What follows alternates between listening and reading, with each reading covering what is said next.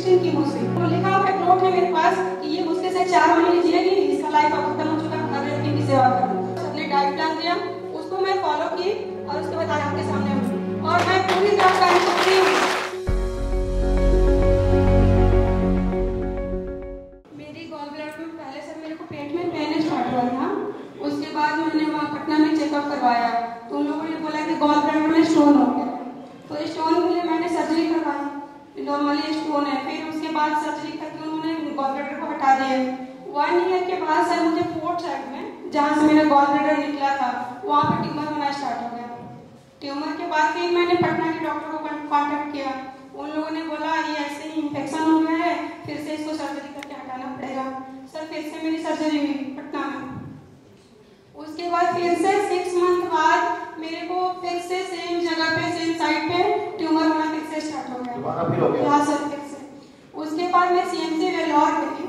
जब वेल्लोर गई तो वहाँ पे सर वहाँ पे भी सारे चेकअप्स हुए मेरे, वो कैंसर नहीं आया। अच्छा। कैंसर नहीं आया। फिर उन्होंने मेरी फिर से एक मेजर सर्जरी की। वो जब कैंसर नहीं आया तो वो ऐसे लोग बोल रहे वहाँ भी इन्फेक्शन पूरा पेट पे फैला हुआ है और मेरे को पेन हो ही रहा था पेट में। उसके बाद सर्जरी होने के बाद उन्होंने टेस्ट के लिए भेजा तो टेस्ट में भी कुछ नहीं आ रहा था। फिर जो मेरा गॉल ब्लैडर निकला था 2 साल पहले, वो गॉल ब्लैडर वापस से CMC वेल्लोर आया, वो टेस्टिंग के लिए गया, उसमें मुझे कैंसर डिटेक्ट हो गया। सर उसके बाद मैं टाटा मेमोरियल पहुंच गई सीधे। वेल्लोर से मैं सेकंड डे ही मैं टाटा मेमोरियल चली गई। वहाँ पे मेरी टोटल 16 कीमोज हुई। 16 कीमोज होने के बाद मतलब कैंसर का 24 सेल्स था वो तो खत्म हो गया। फिर मुझे फॉलोअप के लिए वो लोग फिर 6 महीने 8 महीने करीब ठीक था। उसके बाद में वापस से गई फॉलोअप के लिए, फिर से कैंसर रिकरेंस हो गया। सर एक इंजेक्शन आती थी एक दिन की 4,28,000 4,28,000 का एक 4,28,000 लगे आपको 7 यानी कि 29 लाख की तो इंजेक्शन ही लगे। टोटल 7 लगने के बाद भी मेरे कैंसर में कोई सुधार नहीं था। वो लिखा हुआ एक नोट है मेरे पास कि ये मुझसे से 4 महीने जिएगी, इसका लाइफ अब खत्म हो चुका, घर रहकर इनकी सेवा करूँ।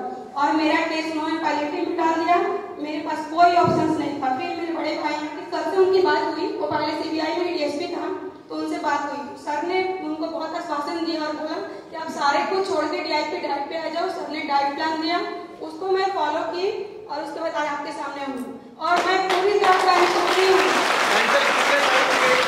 और आपने कैंसर नहीं है अभी, मतलब 70 लाख लग के अकल नहीं आती, DIP डाइट खा के अकल आती है।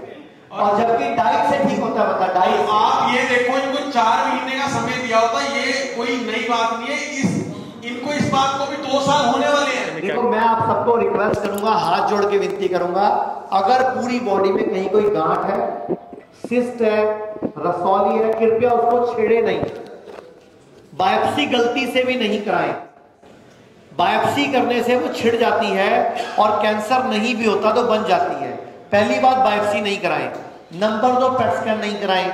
नंबर 3 मैमोग्राफी तो कभी भूल के ना कराएं।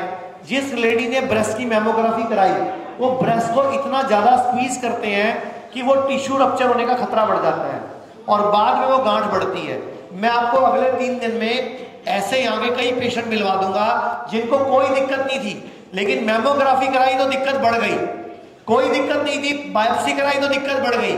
आपको गांठ खत्म करनी है ना, वो डाइट से, लाइफस्टाइल से, खाने पीने से, पंचकर्मा से, लीच थेरेपी से ठीक हो जाती है। ऐसे हजारों लोग शुद्धि हिम्स में लाभ पा चुके हैं, आयुर्वेद को अपना चुके हैं। अगर आप भी किसी गंभीर बीमारी से परेशान हैं, बीमारी को रिवर्स करना चाहते हैं तो आपको आयुर्वेद अपनाना है। तो हमारे पूरे भारत में 100 से अधिक क्लिनिक्स हैं, वहां पे आओ, डॉक्टर से मिलो, 1 to 1 बैठो, बात करो, बीमारी की जड़ को समझो। हम पूरे भारत के हर व्यक्ति को बीमारी की जड़ पर काम करना सिखा रहे हैं। भारत में हमारे 120 से अधिक हॉस्पिटल, क्लिनिक और डे केयर सेंटर्स मौजूद हैं, जहां 900 से भी अधिक आयुर्वेदिक डॉक्टर्स और विशेषज्ञ आयुर्वेद, नेचुरोपैथी, पंचकर्म और डाइट थेरेपी जैसे प्राकृतिक तरीकों के माध्यम से कैंसर, किडनी, लिवर, हार्ट और अन्य गंभीर बीमारियों को रिवर्स करना सिखाते हैं।